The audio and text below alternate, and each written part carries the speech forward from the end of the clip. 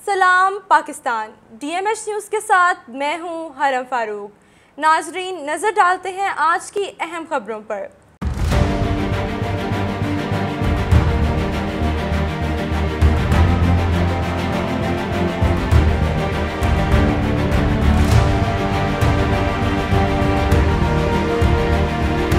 कैदी नंबर 804 दोबारा गिरफ्तार, अदालत ने रिहा करने का हुक्म दे दिया। नदीम मुबारक उर्फ नानी वाला टिकटॉकर कैदी नंबर 804 के चक्कर में गिरफ्तार। थाना डिफेंस सी की फुर्तियां। कैदी नंबर 804 को दोबारा गिरफ्तार करके थाना में बंद करके खालिद ASI की मुद्दईयत में मुकदमा दर्ज कर लिया। पुलिस ने हुकूमत से शाबाश वसूल करने के लिए IK 804 यानी कैदी नंबर 804 को टिकटॉकर को धर लिया।